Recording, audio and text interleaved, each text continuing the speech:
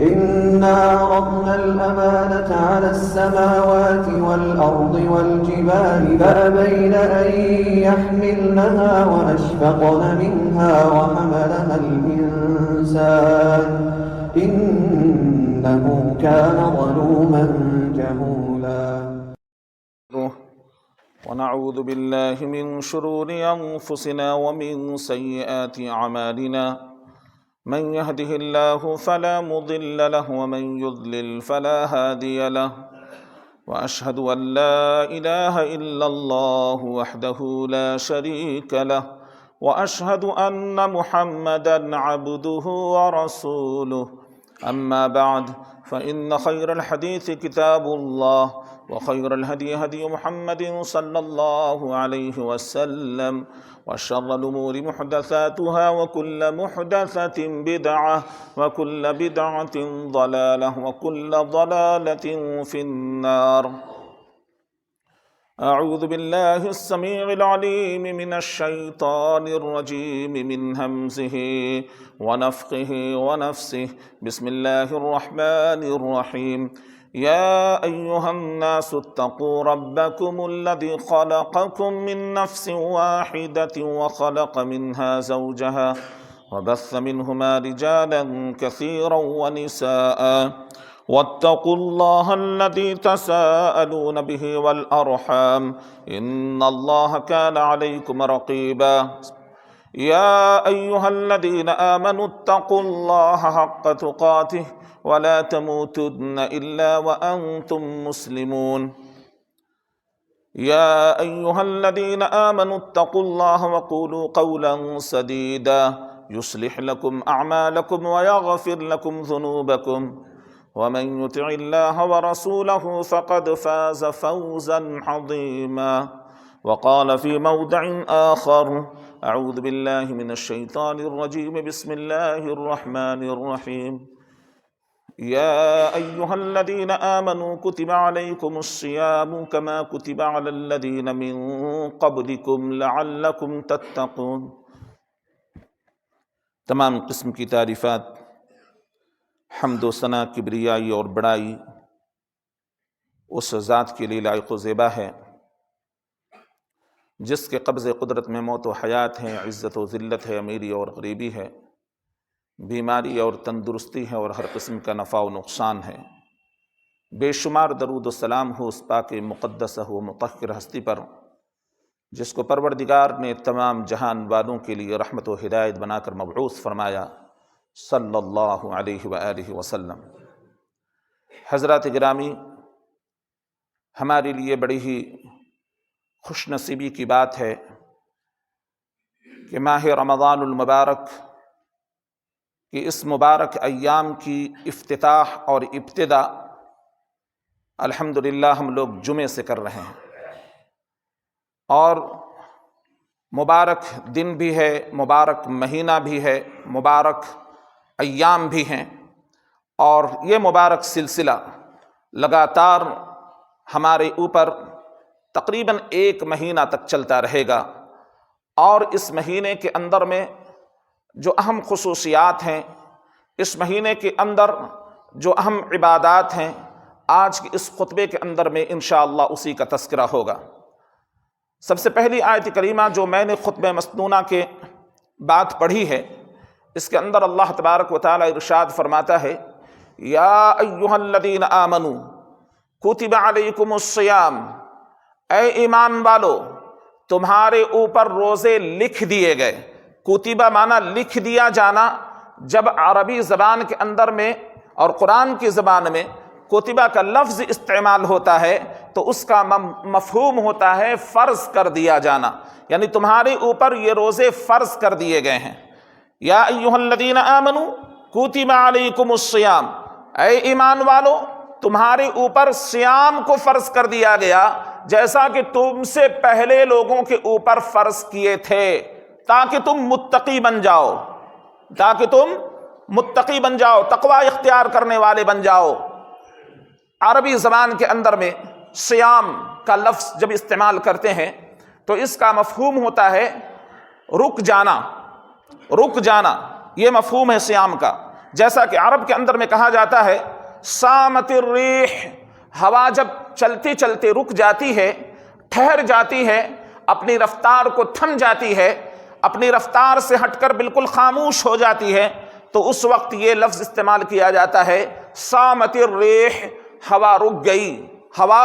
رک گئی۔ تو یہ زندگی کی رفتار جس کے اندر میں کھانا پینا صبح صادق سے لے کر غروب آفتاب تک ہمارے لیے عام دنوں کے اندر میں جائز تھے اور ہم ان کے عادی تھے، کھانے کے عادی، پینے کے عادی، اور اس طرح اپنی جائز خواہشات اپنی بیوی کے ساتھ میں پورا کرنے کے عادی، یہ تمام چیزیں ہمارے اوپر جائز تھیں۔ اللہ تبارک و تعالی نے ان ایام کے اندر میں ہمارے اوپر یہ پابندی عائد کی ہے کہ صبح صادق سے لے کر غروب آفتاب تک کھانے پینے اور جماع سے پرہیز کرنا ہے، کھانے پینے اور جماع سے پرہیز کرنا ہے۔ یہ تین ایسے امور ہیں جن کا ارتکاب صبح صادق سے لے کر غروب آفتاب تک کسی سے ہوا تو اس کا روزہ نہیں مانا جائے گا، اس کا روزہ ٹوٹ جائے گا، اور اس کا روزہ اگر جان بوجھ کر اس نے یہ حرکت کی ہے، جان بوجھ کر اگر اس نے یہ روزے کو توڑا ہے تو یاد رکھیں بلا کسی وجہ سے تو اس کے اوپر روزے کی قضا کے ساتھ ساتھ کفارہ بھی واجب ہو جاتا ہے کہ وہ بلا کسی سبب کے وہ جان بوجھ کر روزہ توڑنے والا تھا، بلا کسی وجہ کر وہ جان بوجھ کر اس نے روزے کو توڑ دیا۔ لیکن اگر کسی مشقت یا پریشانی کے بنیاد پر اگر کوئی روزے کو توڑ دیتا ہے، مشقت تھی، پریشانی تھی، اس کو بیماری لاحق ہو گئی تھی تو اس نے روزے کو توڑ دیا تو اس کے اوپر قضا واجب ہو جاتی ہے، یعنی دوسرے دنوں کے اندر میں وہ اس روزے کی قضا دے گا۔ اللہ تبارک و تعالیٰ فرماتا ہے تمہارے اوپر روزے فرض کر دیے گئے، تم سے پہلے لوگوں کے اوپر بھی فرض کیے تھے، اور اس کا مقصد یہ بتلایا کہ تاکہ تمہارے اندر میں تقویٰ کا مادہ پیدا ہو جائے۔ کیوں؟ اس لیے کہ جب انسان عادی چیزوں کو اللہ کے خاطر صبح صادق سے لے کر غروب آفتاب تک اللہ کے حکم کے مطابق رکا رہا اور اللہ تبارک و تعالیٰ کا حکم کا پاس و لحاظ کرتا رہا تو یہ بندہ اللہ تبارک و تعالیٰ کے نزدیک بڑا ہی محبوب مانا جاتا ہے اور بڑا ہی متقی مانا جاتا ہے، پرہیزگار مانا جاتا ہے، اور اس کے ذریعے سے گویا تقوی کی اوصاف اس کے اندر میں بھرے جاتے ہیں، تقوی کی صفت کو اس کے اندر میں پرویا جاتا ہے، تقوی کا عادی اس کو بنایا جاتا ہے۔ اور تقوی کا مفہوم یہ ہوتا ہے کہ انسان اللہ کی حرام کردہ چیزوں سے بچے اور اللہ کے اوامر کو اختیار کرنا، اللہ کی حرام کردہ چیزوں سے اپنے آپ کو بچانا اور اللہ تبارک و تعالی کے اوامر کو اختیار کرنا۔ اور اس کو پیدا کرنے کے لیے اللہ تبارک و تعالی نے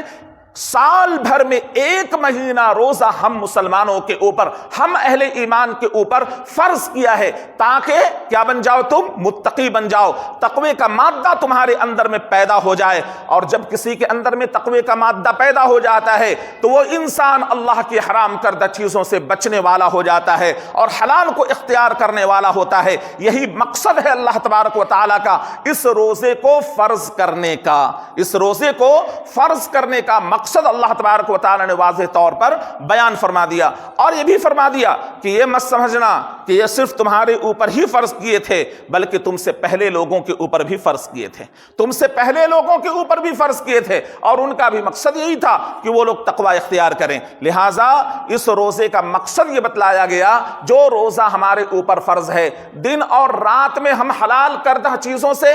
دن کے اندر میں ہم حلال چیزوں سے صبح صادق سے لے کر غروب آفتاب تک ہم رکے رہتے ہیں، کھانے پینے جماع وغیرہ سے جو 11 مہینوں کے اندر میں ہمارے لیے جائز تھے، جس کے ہم عادی تھے، لیکن اس کے اندر میں ہم اللہ کے خاطر رک گئے تو اس بات کی دلیل ہے کہ ہم حرام کردہ چیزوں سے بدرج اولا رکنے والے بن رہے ہیں، ہم حرام چیزوں سے رکنے والے بن رہے ہیں بدرج اولا، تو کہ جس چیز کے ہم عادی تھے اللہ کے حکم کے مطابق جب ہم اس کو چھوڑ سکتے ہیں تو اللہ کی حرام کردہ چیزوں کو دیگر یعنی پورے سال کے اندر میں ہم کیوں کر نہیں چھوڑ سکتے، ہم کیوں کر نہیں چھوڑ سکتے۔ لیکن افسوس کا مقام یہ ہے کہ ہم روزہ تو رکھتے ہیں، اپنے پیٹ اور اپنے حلق کو تو خشک کر لیتے ہیں، پیٹ کو ہم خالی کر دیتے ہیں، کوئی چیز نہیں لیتے، کوئی کھانا کوئی پانی نہیں۔ اللہ تبارک و تعالیٰ کے اس قانون کا پاس و لحاظ تو کر لیتے ہیں لیکن اس روزے کے ایام کے اندر میں ہم حرام کردہ چیزوں سے نہیں بچتے، حرام کردہ چیزوں سے نہیں۔ جھوٹ ہمارے اوپر حرام ہے، ہم اس کو بولتے ہوئے نظر آتے ہیں۔ غیبت ہمارے اوپر حرام ہے، ہم اس کو کرتے ہوئے نظر آ رہے ہیں۔ چغلی ہمارے اوپر حرام ہے، ہم اس کو کرتے ہیں۔ اور اسی طرح نشاور اشیاء کا بھی استعمال کرتے ہوئے نظر آتے ہیں۔ کہتے ہیں پیٹ کے اندر میں تو نہیں اتر رہا ہے، بس صرف اور صرف ہونٹ سے دبا لیا جاتا ہے اور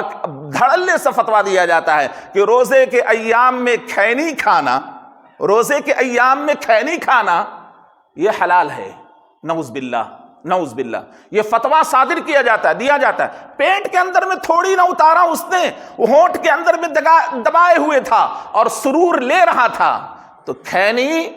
گٹکا، یہ تمام چیزیں روزے کے ایام میں اس کے اندر میں منہ میں بھی نہیں دبا سکتے، اس لیے کہ تقوی کے منافی چیز ہے۔ اللہ نے جب حلال چیزوں سے روکا ہے تو یہ تو عام دنوں کے اندر میں حرام ہے۔ کل مسکر حرام ام قلیل او کثیر،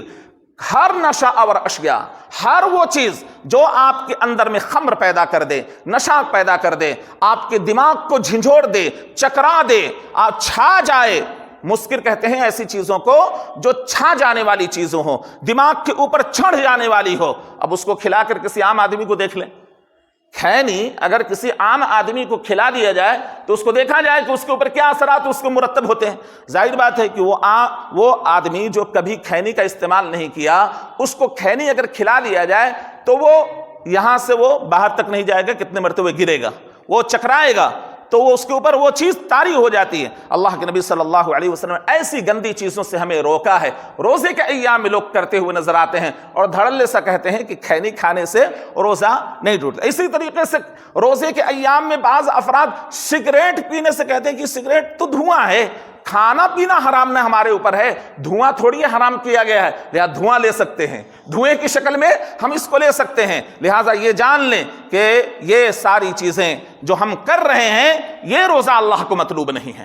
یہ روزہ اللہ تبارک و تعالیٰ کو مطلوب نہیں ہے کہ روزے کے ایام میں حرام کردہ چیزوں کو ہم اختیار کر لیں اور حلال چیزیں، جو چیزیں ہمارے لیے تھی، جس کے اوپر اللہ نے پابندی عائد کی کہ 3 چیزوں سے جو حلال تھی تمہارے لیے، اس سے تمہیں روکا جا رہا ہے۔ اس لیے نہیں کہ تم حرام خوری میں پڑے رہو، تم حرام کاری میں پڑے رہو، حرام حرکتیں کرتے رہو، سب چیز سے روکا گیا ہے۔ اور جس آدمی کا روزہ حرام سے تو وہ نہیں بچتا اور حلال سے بچا ہوا ہے اللہ کے حکم کے مطابق صبح صادق سے لے کر غروب آفتاب تک، تو ایسے روزے کی ضرورت اللہ تبارک و تعالیٰ کو نہیں ہے۔ ایسے روزے کی ضرورت اللہ تبارک و تعالیٰ کو نہیں ہے کہ جس مقصد کے خاطر اللہ نے روزے کو فرض کیا ہے اس مقصد ہی کو ہم تار تار کر رکھ دیں، تو ایسے روزے کی ضرورت اللہ تبارک و تعالیٰ کو نہیں ہے۔ تو ہمارے اوپر لازم ہے کہ اس روزے کے ایام میں ہم جھوٹ نہ بولیں، اس روزے کے ایام میں ہم کسی کی غیبت نہ کریں، اس روزے کے ایام میں کسی کی چغلی نہ کریں، اس روزے کے ایام میں کسی کی عزت کو تار تار نہ کریں، اس روزے کے ایام میں کسی کی برائی بیان نہ کریں، اس روزے کے ایام میں شب و ستم نہ کریں، اس روزے کے ایام میں کسی سے گالی گلوچ نہ کریں، اس روزے کے ایام میں لڑائی اور جھگڑا نہ کریں، اس روزے کے ایام میں ہم کسی کو اپنے ہاتھ سے تکلیف نہ دیں۔ اس روزے کے ایام میں ہمیں روزہ رکھنا ہے، اپنی زبان کا بھی روزہ رکھنا ہے، اپنی ہاتھوں کا بھی روزہ رکھنا ہے، اپنے آنکھوں کا بھی روزہ رکھنا ہے، اپنے کانوں کا بھی۔ نہ تو کان سے غلط چیزوں کو سنیں گے، نہ آنکھ سے غلط چیزوں کو دیکھیں گے، نہ زبان سے غلط چیزوں کو ادا کریں گے۔ روزے کا اصل مقصد یہی ہے، نہ ہاتھ سے کسی ظلم و زیادتی کے کام کو کریں گے، نہ غلط کام کو ہم کریں گے۔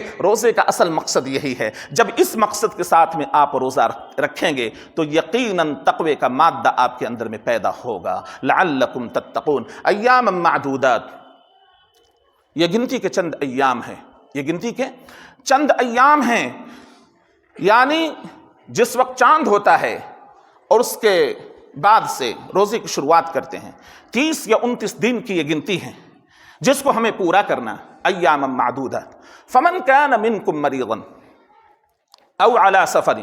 فعدۃ من ایام اخر، تو تم میں سے جو کوئی بیمار ہو یا سفر کی حالت میں ہو تو اس کے اوپر دوسرے دنوں کے اندر میں اس گنتی کو پورا کرنا ہے، کہ وہ دوسرے دنوں کے اندر میں گنتی کے جو چند ایام ہے اس کے اندر میں اگر وہ روزہ نہیں رکھ سکا تو مسافر کے اوپر اور ایسے بیمار کے اوپر جو رمضان مبارک کے مہینے کے اندر میں طبیعت خراب ہو گئی ہو تو وہ ان دنوں کے اندر میں روزہ نہ رکھیں. جتنے دن بیمار ہیں، جتنے دن سفر میں ہیں، ان کے لیے روزہ رخصت ہے. یعنی بیماری کے ایام میں روزہ رکھنا مشقت ہے، سفر کے ایام میں روزہ رکھنا مشقت ہے. اب سفر کے ایام کے تعلق سے میں کچھ باتیں جو فتاوی کی روشنی میں کبار علماء کے فتوے کی روشنی میں رکھنا چاہتا ہوں کہ سفر کے ایام میں روزہ رکھنا حرام نہیں ہے، سفر کے ایام میں رخصت ہے. سفر کے ایام میں فقہاء نے یہ بیان کیا ہے کہ سفر میں اگر دشواری نہ ہو، یاد رکھیں سفر میں اگر دشواری نہ ہو تو روزہ رکھنا افضل ہے. روزہ رکھنا سفر کے اندر میں اگر دشواری نہ ہو، آدمی مسافر ہے لیکن روزہ رکھ سکتا ہے، اس کو دشواری نہ ہو تو کہتے ہیں مفسر رخصت تو ہے لیکن افضل ہے کہ وہ روزہ رکھ لے، وہ روزہ رکھ لے. اسی طریقے سے اگر کوئی آدمی سفر کے ایام میں روزہ رکھتا ہے لیکن اس میں مشقت ہے تو اس کے لیے افضل ہے کہ وہ روزہ چھوڑے. سفر کے ایام میں اگر کوئی آدمی روزہ رکھنے میں مشقت محسوس کرتا ہے تو اس کے لیے ہے کہ وہ روزہ چھوڑ دے، اور افضل ہے اس کے لیے کہ وہ روزہ چھوڑے.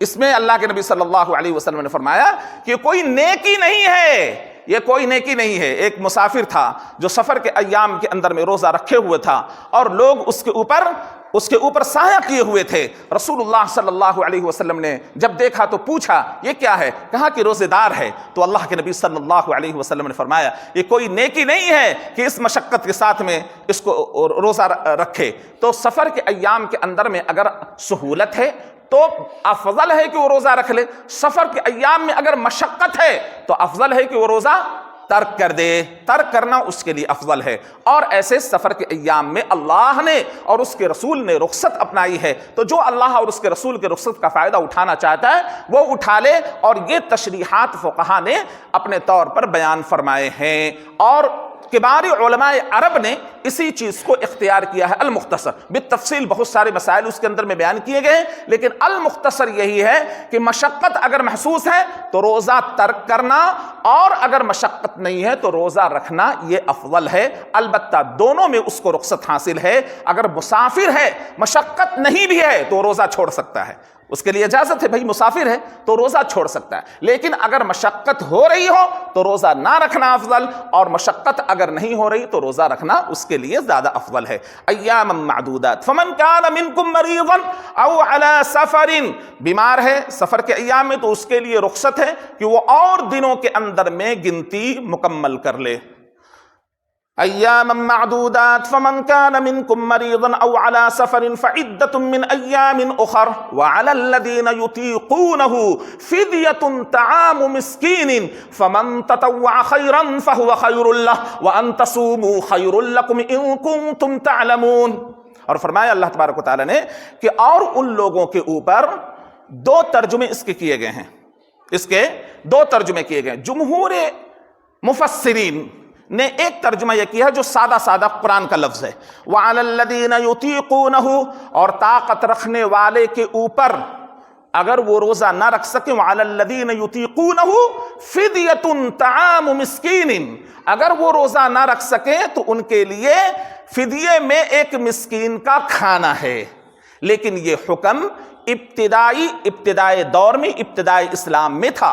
اور فمن شہد منکم الشہر فلیصمہ والی جب آیت کریمہ نازل ہوئی تو جمہور مفسرین کہتے ہیں کہ اس کو منسوخ کر دیا گیا اور ہر طاقت والوں کے اوپر روزہ واجب کر دیا گیا کہ اب چھوٹ نہیں ہے. ابتدائی اسلام کے اندر میں جو لوگ روزہ رکھنے کی طاقت رکھنے کے باوجود کھانے کے زیادہ عادی تھے اور وہ روزہ کسی وجہ سے نہیں رکھ پاتے تھے تو ان کے اوپر تھا کہ فدیے میں ایک مسکین کو کھانا دے دیا کریں. وعلی الذین یطیقونہ فدیہ، تو ایک ترجمہ تو یہ کیا گیا ہے جو جمہور مفسرین سے ہے. دوسرا ترجمہ جس کو امام بخاری رحمہ اللہ نے پسند فرمایا ہے اور ابن عباس رضی اللہ عنہما سے وہ ترجمہ منقول ہے، یطیقونہ ای یتجشمونہ، کہ ایسے لوگوں کے اوپر جو مشقت سے روزہ رکھ سکتے ہیں، جو مشقت سے روزہ رکھتے ہیں، جو بیمار ہیں، دائمی مریض یا ایسا بوڑھا آدمی جو کمزور و لاحق ہے، روزہ رکھنا اس کے لیے بڑی مشقت کا باعث بن رہا ہے، تو وعلی الذین یطیقونہ،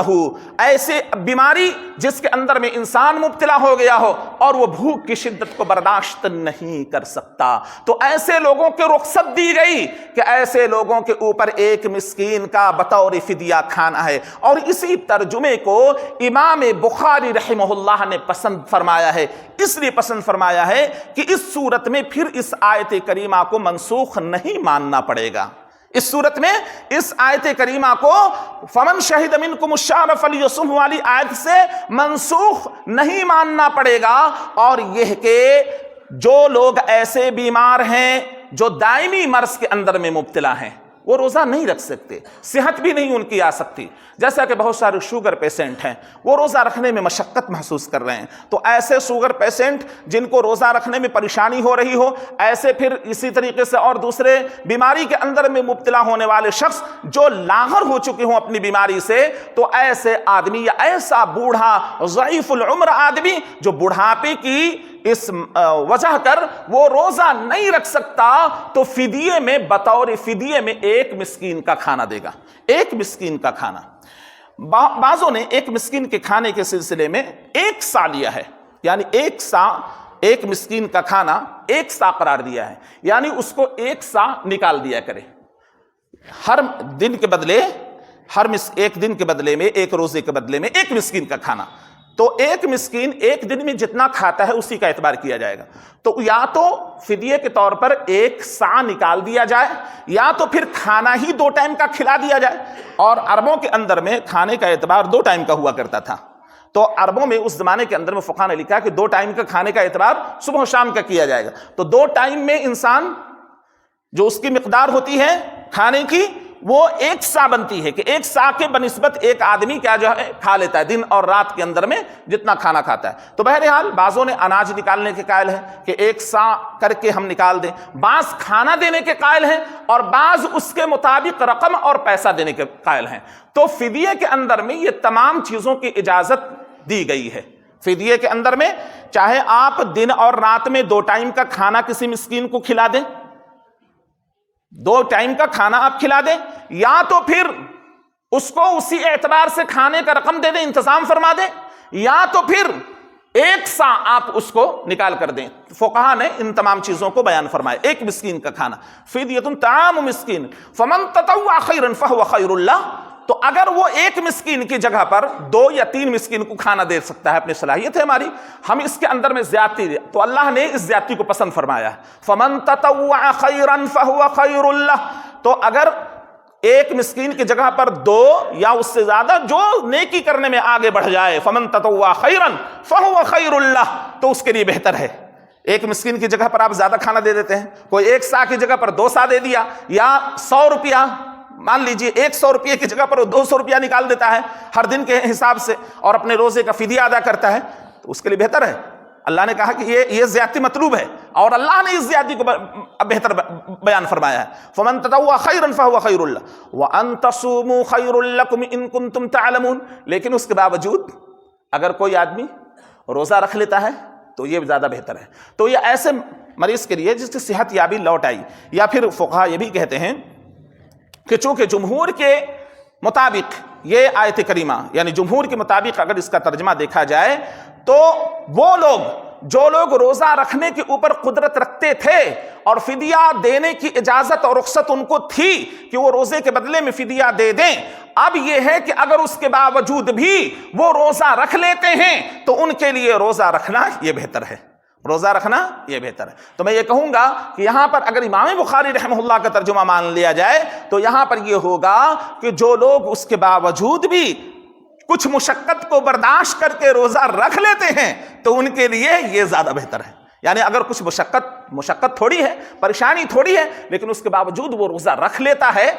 تو اس کے لیے کیا ہے اور زیادہ بہتر ہے۔ تو روزہ رکھنے کے لیے اللہ تبارک و تعالی نے روزہ رکھنے پر زیادہ زور دیا ہے، اور روزہ رکھنا ثواب کے اعتبار سے یہ زیادہ کیا ہے بڑھا ہوا ہے۔ وَأَن تَصُومُوا خَيْرٌ لَكُمْ إِن كُنتُمْ تَعْلَمُونَ، اگر تم جانتے ہو کہ روزہ رکھنے کے اندر میں کیا ثواب ہے تو روزہ رکھنا اس کے لیے کیا ہوگا، یہ بہتر ہوگا، بہتر ہوگا۔ لیکن جو لوگ بیمار ہیں، واقعی دائمی مریض کے اندر میں مبتلا ہیں، تو پھر ان کے لیے رخصت ہے۔ شہر رمضان الذی انزل فیہ القرآن، اب یہاں پر رمضان مبارک کے مہینے کی خصوصیت بیان کی جا رہی ہے کہ رمضان کا وہ مہینہ ہے جس کے اندر میں اللہ تبارک و تعالی نے قرآن مجید نازل فرمایا۔ رمضان مبارک کے مہینے کی خصوصیات قرآن و حدیث کی روشنی میں بہت ساری خصوصیات بیان کی گئی ہیں، جن خصوصیتوں میں سے ایک خصوصیت اس کی یہ ہے کہ یہ وہ بابرکت مہینہ ہے جس کے اندر میں قرآن مجید کا نزول ہوا۔ کیسے نزول ہوا؟ مفسرین نے اس کے بارے میں ابن کثیر وغیرہ نے جو نقل کیا ہے، وہ رحمہ اللہ نے جو نقل کیا ابن کثیر رحمہ اللہ نے، کہ رمضان المبارک کی راتوں میں سے قدر والی رات میں اللہ تبارک و تعالی نے بیک وقت آسمانی دنیا کے اوپر قرآن مجید کو نازل فرما دیا اور بیت العزہ کے اندر میں اس کو رکھ دیا گیا، اور حسب ضرورت 23 سالہ مدت میں رسول اللہ صلی اللہ علیہ وسلم پر پے در پہ وہ قرآن نازل ہونا شروع ہوا، اور یہاں تک کہ اس کی شروعات بھی جو ہوئی ہے وہ لیلۃ القدر کے اندر ہی ہوئی، یعنی اسی رات میں اس کے نزول کی شروعات جو رسول اللہ صلی اللہ علیہ وسلم کے اوپر جو پہلی وحی جو نازل ہوئی، اقرأ بسم ربک الذی خلق خلق الانسان من علق اقرأ وربک الاکرم الذی علم بالقلم علم الانسان ما لم يعلم، تو اس کی شروعات اسی رات کے اندر میں ہوئی۔ تو اس رمضان مبارک کے اندر میں ایک خصوصیت یہ ہے کہ اس کے اندر میں ایک ایسی رات ہے جو رات 1000 مہینوں سے بہتر ہے، 1000 مہینوں سے بہتر ہے، یعنی اس رات کی عبادت 1000 مہینوں کی عبادت سے بہتر ہے۔ تو یہ مطلب نہیں ہے کہ انسان اس رات کی عبادت کر لے بقیہ راتوں کو چھوڑ دے۔ انسان اس رات کو عبادت کر لے اور کہے کہ بھائی ہمارے اوپر تو ایک ایسی رات ہے اس مہینے کے اندر میں، کاہے کے لیے روزہ، کاہے کے لیے یہ قیام، ایک ہی رات میں سارا کام کر لیں گے، پوری زندگی کا ثواب ہمیں ایک ہی دن میں حاصل ہو جائے گا۔ تو یاد رکھیں، جہاں ہائی لیول کی بات ہوتی ہے وہاں ایک دم زیرو کے اوپر آ جائیں گے آپ۔ اگر آپ روزے کو جان بوجھ کر ترک کرتے ہیں، نماز کو جان بوجھ کر ترک کرتے ہیں، آپ کفر کے اندر میں چلے جاتے ہیں، آپ کا ثواب کہاں گیا؟ زیرو ہو گیا۔ جہاں آپ نے سمندر حاصل کیا تھا، پوری زندگی کا ثواب آپ نے حاصل کیا تھا، 1 منٹ میں 1 سیکنڈ میں وہ سب کے سب ڈاؤن ہو گیا، صرف آپ نے کہہ دیا کہ ہم نہیں، فرض کو ہم نہیں مانیں گے، ہم فرض کی عبادت نہیں کریں گے۔ نوافل کا معاملہ یاد رکھیں، اس اصول کو اور ضابطے کو، نوافل کا معاملہ فرض کو چھوڑ کر نہیں ہے۔ نوافل کی جتنی فضیلت بیان کر دی جائے وہ فرض کے اوپر نہیں پہنچ سکتی۔ فرض کا معاملہ یہ ہے کہ فرض تارک صلاۃ وہ کافر ہو جاتا ہے۔ اگر کوئی آدمی نماز کو ترک کر دے، اس کو جان بوجھ کر وہ نماز کو ترک کرنے والا ہے، انکاری ہے۔ اللہ کے نبی صلی اللہ علیہ وسلم کی حدیث موجود ہے، صحابہ رضی اللہ عنہم کا منہج موجود ہے، صحابہ کسی بھی عمل کو ترک کرنے پر، جو آدمی ترک کر دے، کفر کا فتویٰ نہیں دیا کرتے تھے سوائے نماز کے، کہ نماز کا اگر تاریخ ہے، روزے کا کسی نے انکار کر دیا ہم نہیں مانیں گے، یا 5 وقتہ نمازوں میں سے کسی ایک نماز کا انکار کر دیا اور کہا کہ ہم نہیں مانیں گے اس نماز کو، تو وہ آدمی دائرہ اسلام سے خارج ہو جائے گا۔ ایک بھی فرض کا منکر وہ دائرہ اسلام سے خارج ہو، فرائض کا وہ معاملہ ہے۔ تو نوافل چاہے جتنا بھی اس کے بارے میں دیکھیے، یہ جو ایک رات کی جو عبادت خود اللہ نے اس کی فضیلت بیان فرمائی ہے، اور اتنی فضیلت ہے کہ انسان، آپ 1000 مہینے کا اندازہ لگائیں گے تقریباً پوری زندگی آ جائے گی۔ 83 سال کچھ مہینے بیان کیے جاتے ہیں، پوری زندگی اس کے اندر میں آ جائے گی۔ لیکن اس کا معاملہ کیا ہے کہ یہ اگر آپ نے کسی بھی فرض کا انکار کیا تو سب کا سب زیرو ہو جائے گا، سب کا سب کیا ہو جائے گا؟ زیرو ہو جائے گا۔ فرض سے یہ آگے نہیں بڑھ سکتا، فرض سے یہ آگے نہیں بڑھ سکتا۔ فرائض اپنی جگہ پر ہیں اور یہ مطلوب ہیں۔ فرائض کے ساتھ اگر کوئی عشاء کی نماز ترک کر دے اور قیام اللیل پوری رات پڑھتا رہے، میں پوچھتا ہوں اس کو قیام اللیل کا ثواب اس کو حاصل نہیں ہو سکتا ہے، قیام اللیل کا ثواب اس کو حاصل نہیں ہو سکتا ہے۔ اللہ کے نبی صلی اللہ علیہ وسلم نے فرمایا کہ من صام رمضان ایمانا واحتسابا غفر له ما تقدم من ذنبه، کہ جس کسی شخص نے رمضان مبارک کے روزے رکھے اور ثواب کی اور ایمان کے ساتھ اور ثواب کی امید کے ساتھ میں رکھے تو اس کے پچھلے تمام گناہ بخش دیے جاتے ہیں، یقیناً بخش دیے جاتے ہیں۔ اللہ کے نبی صلی اللہ علیہ وسلم نے فرمایا جس نے رمضان المبارک کے روزے رکھے اس کے پچھلے جتنے گناہ ہیں سب کے سب بخش دیے جاتے ہیں۔ پھر فرمایا کہ من قام رمضان ایمانا واحتسابا غفر له ما تقدم من ذنبه، کہ جس کسی شخص نے رمضان المبارک کا قیام فرمایا، بخاری کے اندر میں روایت موجود ہے، روایت نمبر 2008، من قام رمضان ایمانا واحتسابا غفر له ما تقدم من ذنبه، کہ جو کوئی آدمی رمضان مبارک کا قیام یعنی تراویح، قیام رمضان جس کو تراویح کہا جائے، قیام اللیل کہا جائے، قیام رمضان کہا جائے، سب ایک ہی چیز ہے، رات کی نماز، اور اس کو قیام رمضان کہا جاتا ہے جب رمضان میں پڑھتے ہیں، قیام اللیل کہا جاتا ہے جب ہم اندینہ پڑھتے ہیں، رمضان کے علاوہ دنوں کے اندر میں پڑھتے ہیں۔ تو رمضان المبارک کے اندر میں یہ جو قیام کرتے ہیں جس کو ہم تراویح کے نام سے جانتے ہیں، اگر جو آدمی ایمان کے ساتھ میں ثواب کی امید کے ساتھ میں قیام کرتا ہے تو اس کے پچھلے تمام گناہ بخش دیے جاتے ہیں۔ تو اس کا مطلب یہ نہیں ہے کہ آپ فرائض کو ترک کر دیں۔ کوئی آدمی فرض کو کہا کہ بھائی عشاء کی نماز پڑھنا ضروری نہیں، تراویح پڑھ لے، سارے گناہ تو بخش دیے جائیں گے۔ تو تراویح کا پڑھنا، عشاء کی نماز آپ نے نہیں پڑھا ہے تو تمہاری تراویح کا کوئی اعتبار نہیں، اور عشاء کو اگر ترک کیا ہے تو یاد رکھیں کوئی بھی اس طریقے سے اگر جان بوجھ کر ترک کرے تو اس کے ایمان کے اندر میں خطرہ، اس کا کفر ثابت ہو جاتا ہے۔ اگر جان بوجھ کر اس نے ترک کر دیا، کہا نہیں پڑھیں گے، ہم عشاء کی نماز نہیں پڑھیں گے، ہم تراویح پڑھیں گے، اگر زبان سے ادا کرے، سستی اور کاہلی اور غفلت سے ہے تو اس کی قضا اس کے اوپر لازم اور ضروری ہوتی ہے۔ کوئی آدمی سست ہو گیا، سو گیا، یا سستی کے مطابق نہیں پڑھ پایا، کسی مشغولیت کی بنیاد پر نہیں پڑھ پایا، یہ ایک الگ مسئلہ ہے، اس میں کفر تو نہیں، لیکن اس کے اوپر قضا واجب ہو جاتا ہے اور توبہ کرے، وہ توبہ کرے، اپنے کبیرہ گناہ کے اندر میں مبتلا ہو جاتا ہے۔ لیکن اگر کوئی جان بوجھ کر انکار کر دیا، ہم نہیں مانتے، عشاء کی نماز نہیں پڑھیں گے، تراویح پڑھ لیے، سارے گناہ، تو اس کا ثواب یاد رکھیں جتنے بھی فضائل بیان کیے گئے ہیں، جتنے روزے کے فضائل ہوں، نفلی روزے کے فضائل ہوں، قیام کے فضائل ہوں، وہ سب فرائض کے انڈر میں آتے ہیں۔ فرض کا انکار آپ نہیں کر سکتے، یا فرض کو ہٹا کر نہیں، فرض کی اہمیت سب سے زیادہ بڑھی ہوئی ہے۔ کوئی انسان روزہ رکھتا ہے، سحری کھاتا ہے، قیام کرتا ہے، رات بھر اللہ سے دعا مناجات کرتا ہے، لیکن وہ فجر کی نماز نہیں پڑھتا تو اس کے روزے کی کوئی اہمیت نہیں، اس کے قیام کی کوئی اہمیت نہیں، اس لیے کہ اس نے اللہ تعالیٰ کے فریضے کا تاریخ ہے، وہ اللہ کے فریضے کا تاریخ ہے، جو فرض اللہ تبارک و تعالیٰ نے اس کے اوپر کیا ہے وہ اس کا تاریخ ہے، اور اس کو ترک کرنے پر انسان کفر کے اندر میں چلا جاتا ہے۔ بین الرجل، میں نہیں کہہ رہا ہوں، اللہ کے نبی صلی اللہ علیہ وسلم فرماتے ہیں بین الرجل وبین الکفر والشرک ترک الصلاۃ، کہ آدمی اور اس کے کفر و شرک کے درمیان فرق کرنے والی چیز ہے نماز کو ترک کر دینا۔ تو جو نماز کو ترک کر دی وہ اپنے آپ کو کفر اور شرک میں ملا دیتا ہے،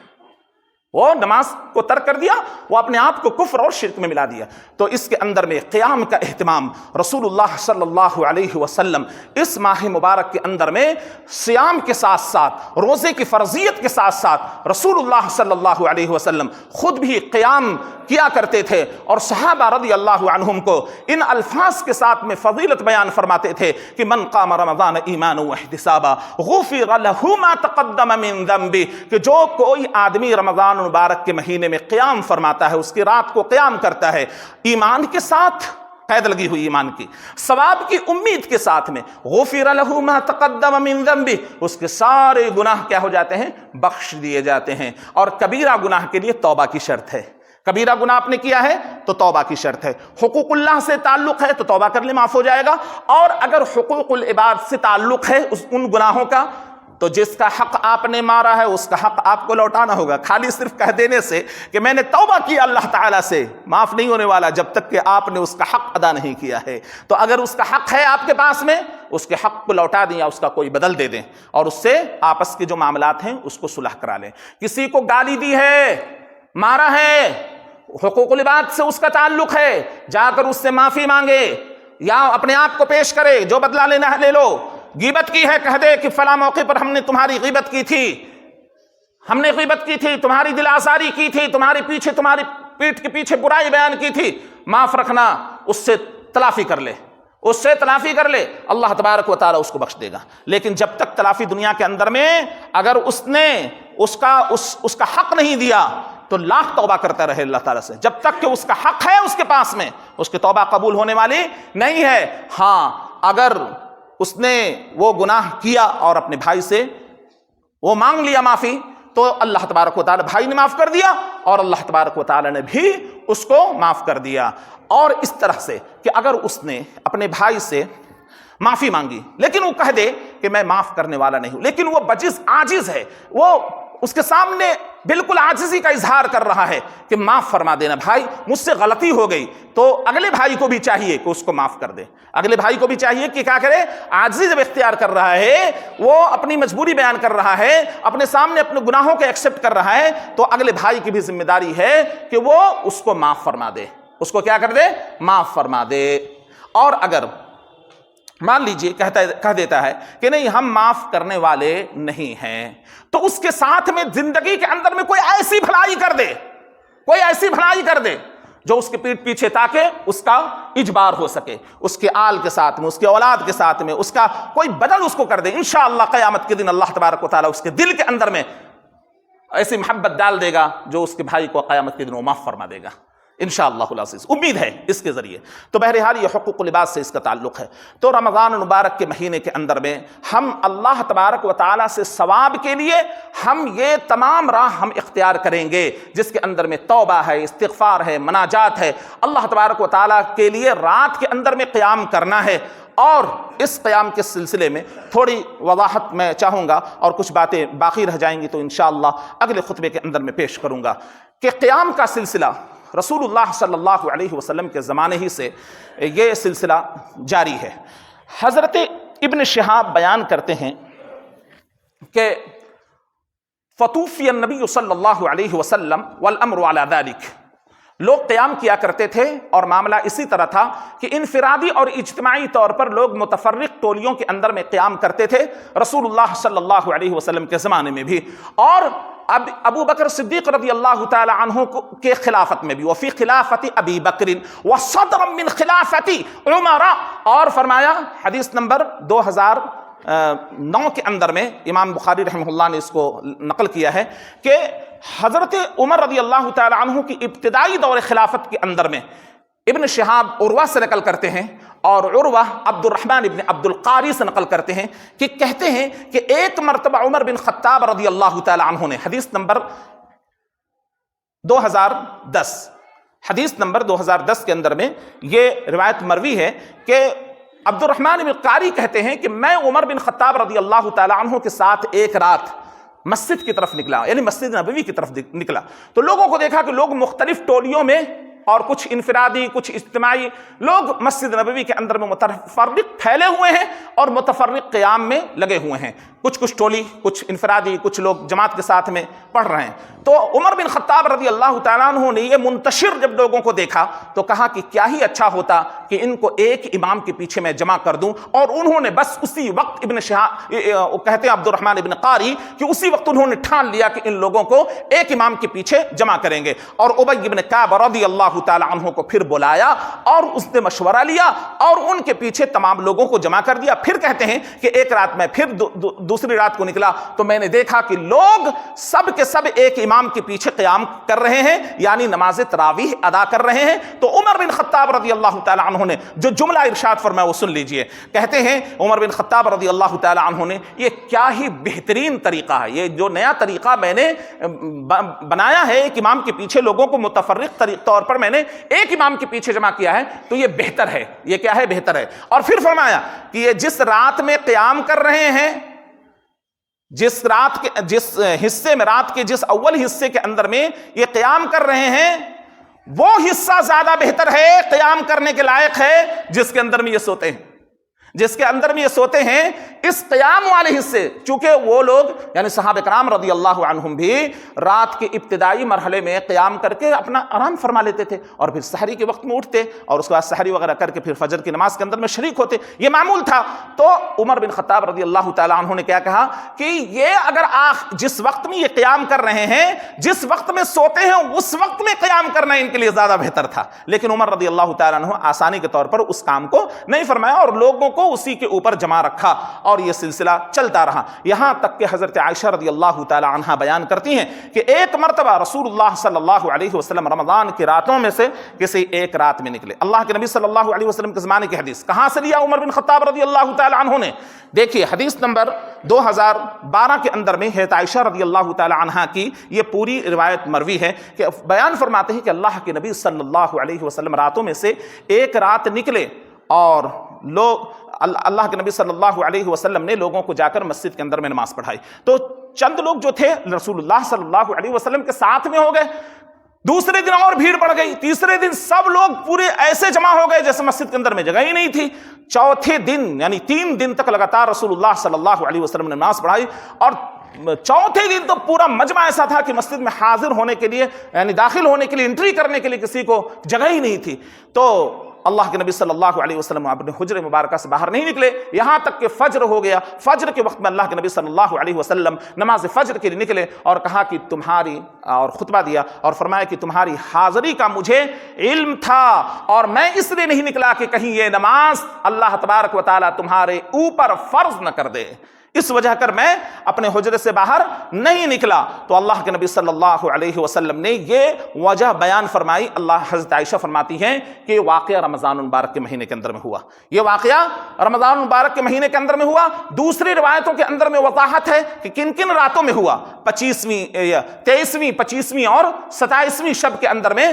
دوسرے ابن ماجہ اور ترمذی ابو داؤد وغیرہ کی روایت کے اندر میں یہ ہے جو صحابہ بیان کرتے ہیں، اور حضرت جابر رضی اللہ تعالیٰ عنہ بیان کرتے ہیں کہ رسول اللہ صلی اللہ علیہ وسلم نے جو لوگوں کو نماز پڑھائی وہ 8 رکعت پڑھائی تھی، مع الوتر 11 رکعت پڑھائی تھی۔ یہی وجہ ہے کہ حضرت عمر بن خطاب رضی اللہ تعالی عنہ نے ابی بن کعب اور تمیم داری کو بلوایا، اور ایک کو خواتین کا امام اور دوسرے کو مردوں کے اندر میں قیام رمضان کے لیے تیار فرمایا، اور فرمایا کہ حکم دیا علی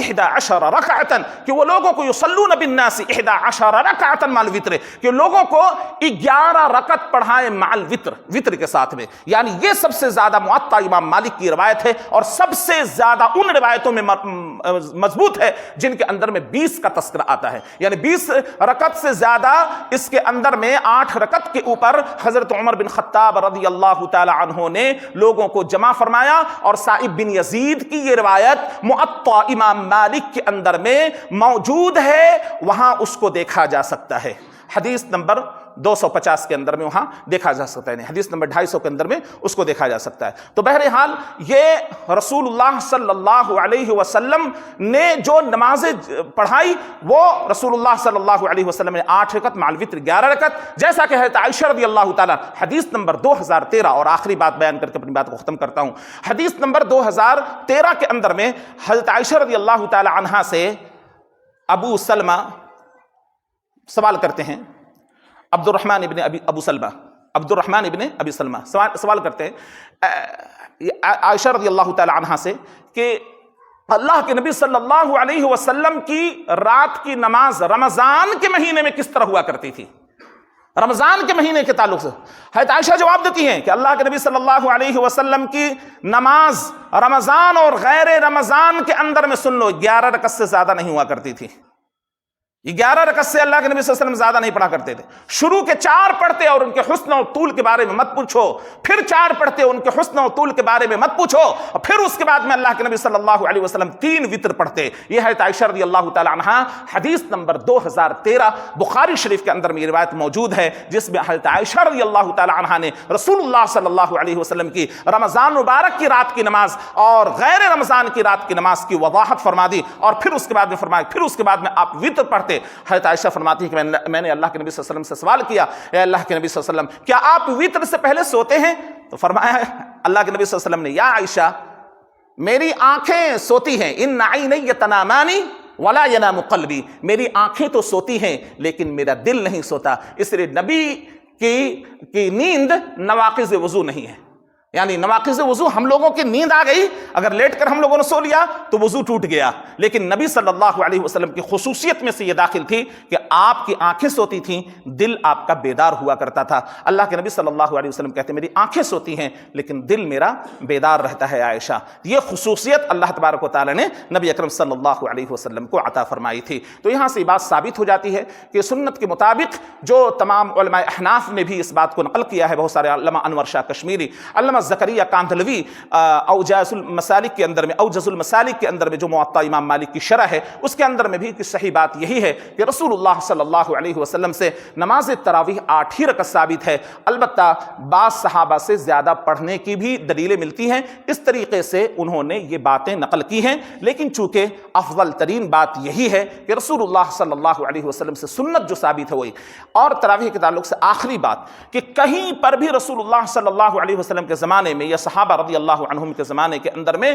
اللہ کے نبی صلی اللہ علیہ وسلم نے پورے قرآن کے اوپر سننے کے اوپر مکلف نہیں ٹھہرایا کہ پورا قرآن یعلمون تعلمون کر کے ہڑبڑ دڑبڑ کر کے ختم کرنا، یہ نہیں، سہولت کے ساتھ قاری جتنا پڑھ لے، سہولت کے ساتھ صحابہ رضی اللہ عنہم جتنا پڑھا کرتے تھے، سہولت کے ساتھ میں وہ